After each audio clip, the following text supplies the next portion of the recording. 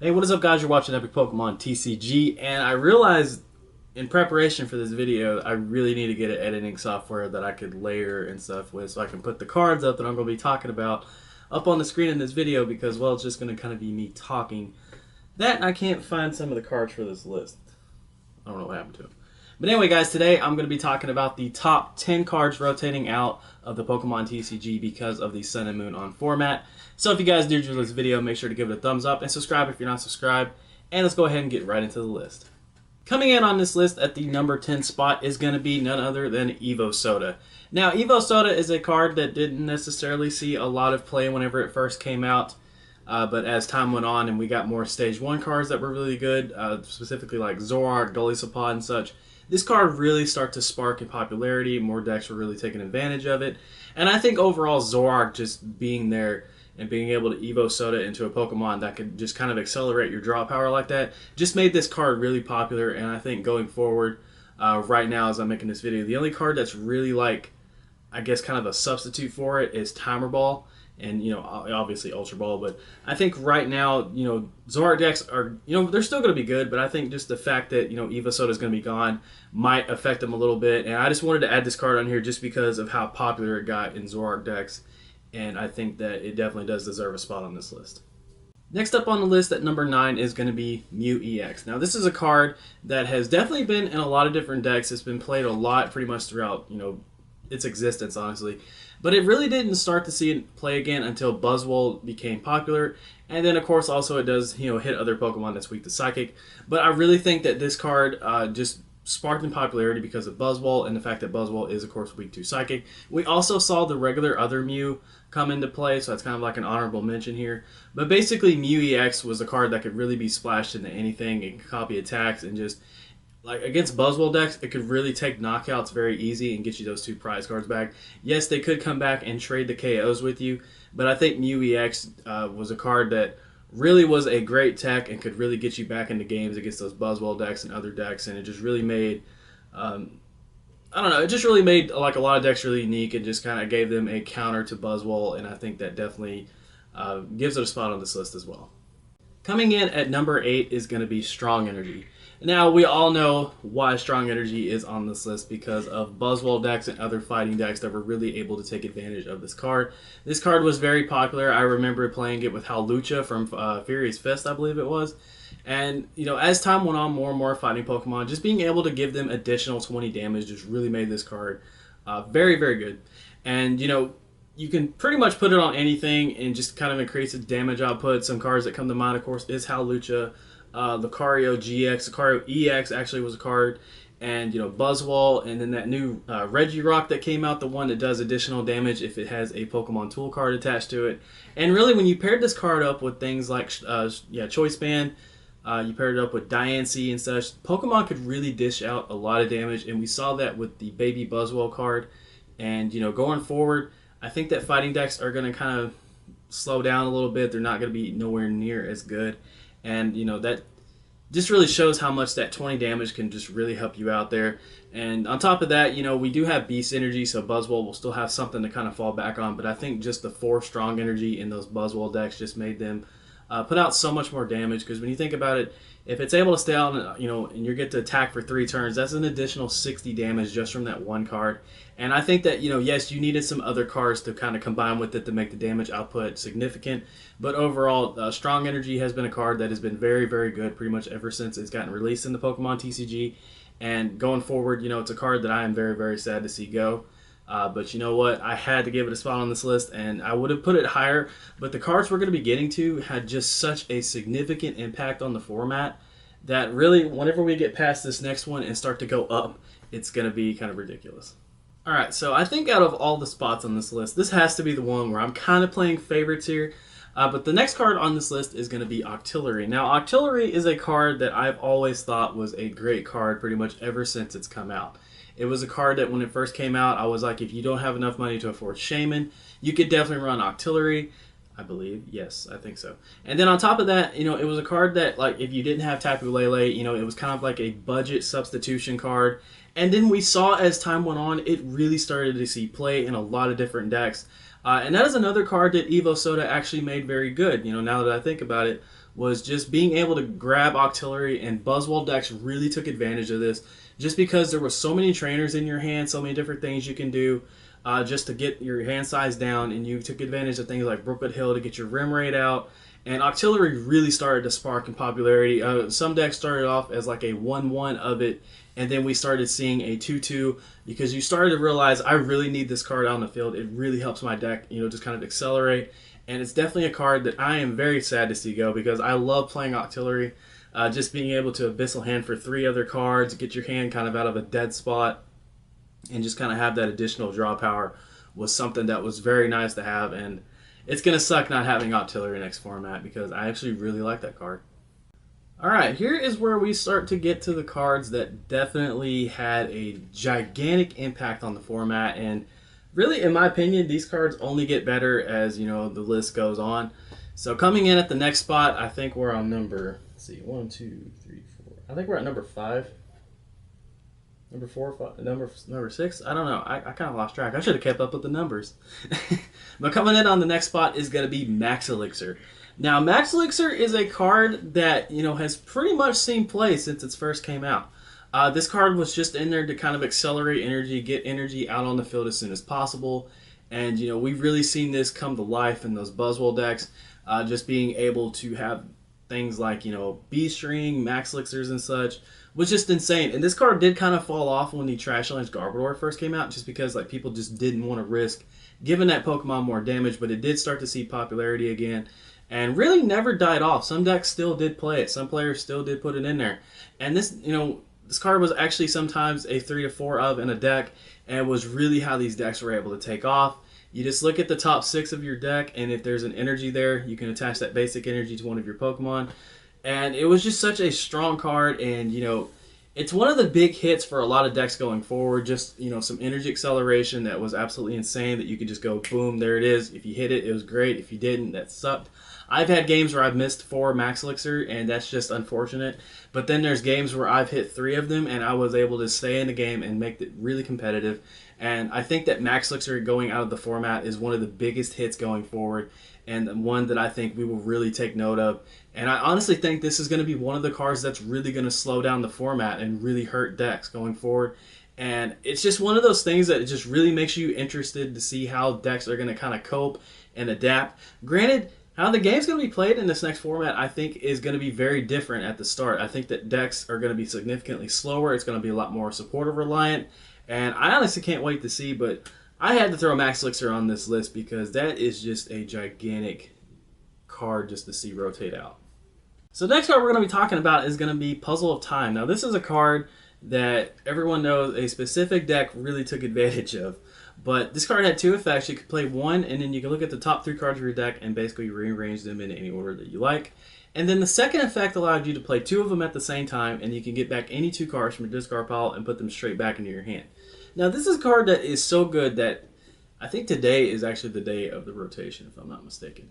But anyway, so this is gone and expanded. It's not even going to hit expanded after rotation. It's gone. It's banned. Bye-bye. See you later. You're gone. You're done. You had your moment. But this card was just so good because when you think about it, it just kind of gave you more resources. And we've seen decks in expanded. I think Sableye was the one that could really abuse this, and you can just kind of keep going puzzle time, puzzle time, puzzle time, just kind of recycling and getting a lot of different stuff into your hand. And, when you think about it, some decks mandatory, you just flat out didn't really run out of resources, basically. And this was a card that just kind of allowed you to have extra energy. You could really rely on Pokemon that took DCE, specifically Zoroark, to attack because you could puzzle a time and get back DCE. You can get back strong charges. You can get back choice bands, supporters, anything you needed. You could puzzle a time for it.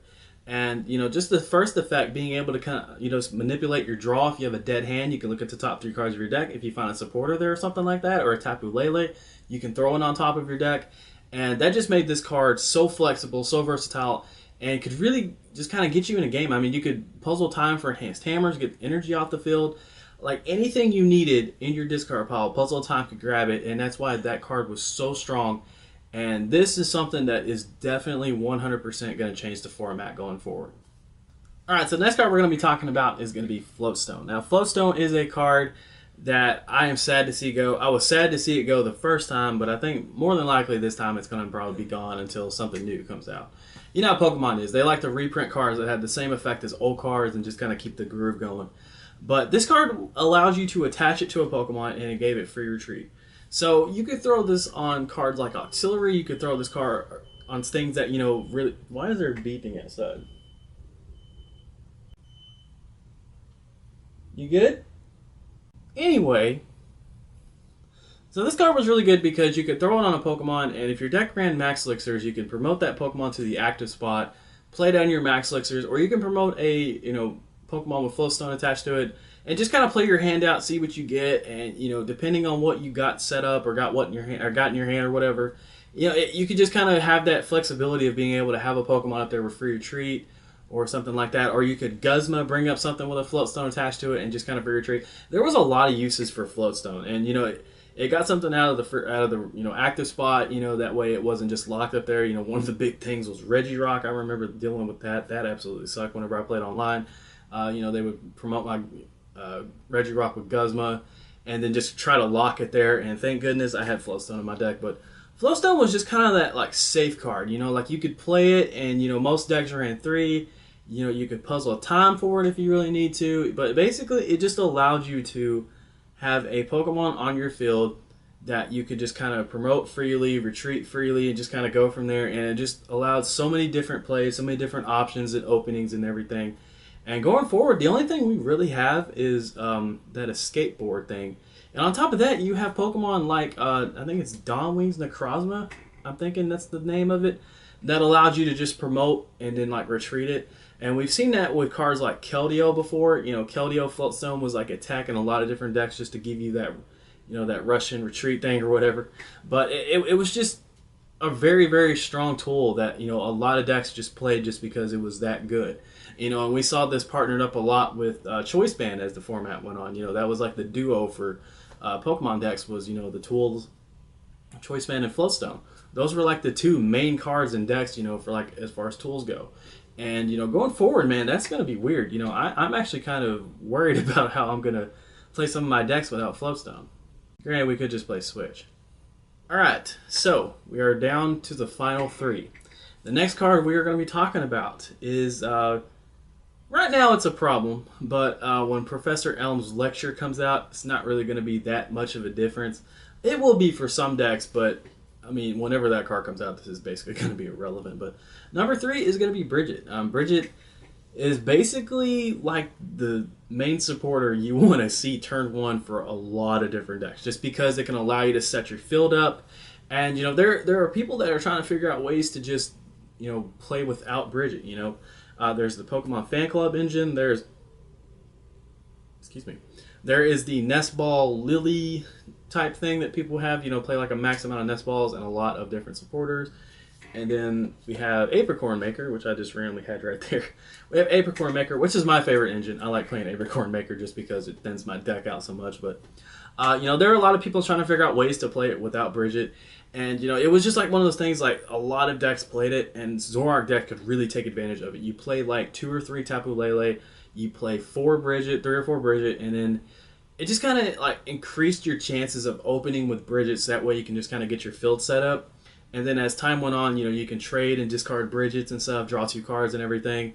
But mostly, you know, like if your field really required a setup, Bridget was a helpful card to have, because you can just grab 3 basics, slap them down onto your bench, and then you can kind of go from there. So that means going into your next turn, you have a lot of stuff that you can evolve and kind of set up, get going and everything. And that just made it really, really good. Bridget was a fantastic card, and Professor Elm's Lecture is pretty much going to be the same thing. It's going to be a card that is really good for setup, and, you know, it's awesome to think that we actually have a card coming to the format that is going to help out so much with what basically Bridget did for us. Granted, you are limited to 60 HP Pokemon, so some decks won't be able to take advantage of it, but at the same time, it's one of those cards that it's like so good that, you know, it's going to see play regardless, just like Bridget did. Alright, so if you made it to this part of the video, you can pretty much guess what the final 2 cards are. I mean, come on. The final 2 cards, the staples, the cards that have been in the pretty much every deck ever since they first came out. But we're going to go ahead and do a quick recap here. So, coming in at number 10 was Evo Soda. Coming in at number 9 was Mew X. Coming in at number 8 was Strong Energy. Coming in at number 7 was Octoly. Then we had Max Elixir. Then we had Puzzle Time, I think. I'm probably going way out of order here. And then we had Floatstone, and then we had Bridget. So we have 8 down. We have 2 left, and if you have any knowledge in Pokemon, you can pretty much guess what the final 2 cards are going to be. Coming in at the number 2 spot is going to be N. So N is the card that a lot of people are happy to see go. As much as I love N, as many times as it has saved me in games, I am sad to see it go. Because there has been times where I've been getting straight smack spit on in games, and I end my opponent to 1, and they can't do anything. I take a big knockout, and that's it, game over. And it's because this card is so freaking strong that, like, it can literally disrupt a game and just kind of set your opponent back big time. And I've had it happen to me. I've been into 1 and lost games because of it. You know, early on, it's a really nice draw supporter. You know, if your opponent gets like a bunch of mulligans off you or something like that, or you really need a fresh hand or something like that, you can get yourself a fresh hand, kind of go from there. Or if your opponent just has too many cards in general in their hand that you don't feel comfortable with them having, you get in and kind of disrupt a little bit. And, you know, late game, like I said, it is a huge disruption card. This card is so freaking good. And, you know, I remember whenever it wasn't in the format, you know, there were like Professor Birch's Observation, Shauna, and such being played because N was just gone. There was no like hand refresher. And, you know, yes, Cynthia kind of set it back. I know some people had preferences of playing more Cynthia than they did N just because Cynthia would give you the guaranteed 6. Whereas if you played 2 N, you could still get that disruption or you could still get the benefits from N and everything. So, I mean, yes, we do have a supporter that is going to be there that can actually kind of like make up for N not being there or even be better than N at some points. But at the same time, you have to just think about how strong N was, how good N was, and just what it could do for a game. You know, if your opponent is like 1 prize away, they have game in hand, you end them to 1, you take the game out of their hand, or if your opponent ends you to 1 and you get that Sycamore or you get that Guzma, or I remember getting Lysander for game off of N, that felt good. That felt so good. I thought that was an awesome feeling when your opponent would end you thinking, oh, I'm good. And you draw that game-winning card, the card that you needed off the top of your deck. Off that 1 card was just so awesome. And though we won't really see much of a difference going forward, except for just like, I guess, maybe Judge will probably be the card that'll step up to disrupt hands. But I think like really the only thing we're going to notice is that hands are somewhat safer going forward. You know, hands are going to be a little more protected. So cards like Vulpix, Alolan Vulpix, being able to beacon for cards and cards that just add stuff to your hand might be a little better going forward just because you don't have to worry about the end spam. But at the same time, this card has been in the format for such a long time that it's just one of those cards that you have to cover just because of how strong it is. And finally, coming in at number 1 is none other than Professor Sycamore. I am actually kind of sad to see this go. I have played basically with a discard draw 7 since Juniper came out. I played that card, I played Sycamore, and it is absolutely heartbreaking to see Sycamore leave the format just because this card draw 7 has been a part of Pokemon for so many years now. And who knows, we might get another one in the future. You never know. You never know with Pokemon. You don't know what they're going to do. I mean, they just made tag team Pokemon that I don't like, by the way. But you never know, man. But I mean, like right now, thinking about the fact that we won't have a Sycamore / Juniper type card in the format for a while, or even ever again, who knows? It's just mind blowing. This card has been so good. It is like the supporter of supporters, basically, for a lot of different players. You know, I don't know, man. It's just crazy to think about the fact that this card is leaving the format. I mean, you can discard your entire hand, draw 7 cards. Sometimes it was a make or break card. You know, you had to discard a lot of stuff that you might need, or, you know, you can just discard a bunch of stuff. But it was just one of those cards, man, that was so good that every deck played it. And it's just weird that it's going to be gone. Like, I'm still kind of wrapping my head around it. You know, I've been playing with the new format now for about a month, you know, because I didn't qualify for Worlds and everything, so we're kind of like testing for the new format. And then I went back for one tournament and started playing with Sycamore again, and it just hit me. I was like, man, this is going to be so brutal next format. Just, we don't have that card anymore. You know, this has been a staple in Pokemon for years. The discard draw 7 has literally been a staple, like this and in. Like every dex like I play, like the first supporters I grab are in and Sycamore, you know, and it's going to be weird when Guzma leaves the format eventually. You know, it's just how rotations go. Yes, we will still see some of these cards in Expanded. Yes, they will still be relevant and Expanded. You know, they're really never gone because rotations don't matter because Expanded is there. There's an entire video on me ranting about that, but it's just weird, man. But if there's any cards that I missed, any cards that you are sad are leaving the Pokemon TCG format, please let me know down in the comment section below. I would love to hear some of your guys' thoughts. I know I missed a lot of different cards. You know, I'm pretty sure I might have missed some key cards that might not be on this list. But for me personally, this is my top 10 list. These are the top 10 cards that I feel like impacted the format the most, are going to have the most impact when gone, and cards that I'm just honestly sad to see go. So let me know what you guys think down in the comment section below. If you guys enjoyed this video, make sure to give it a thumbs up. And if you would like some more discussion videos like this, where I just kind of sit down and start talking in front of a camera. I used to do these a whole lot back in the day, and I kind of missed them, so I thought I would bring it back for this video. So thank you guys all so much for watching. Eventually I will get a editing software where I can kind of layer and get all that stuff going. But yeah, you guys are all awesome. Thank you so much for watching the video. Have fun testing for the new format. I know I definitely will. I love you guys. Have a great day. And this is Epic Pokemon TCG signing out. Take care, guys.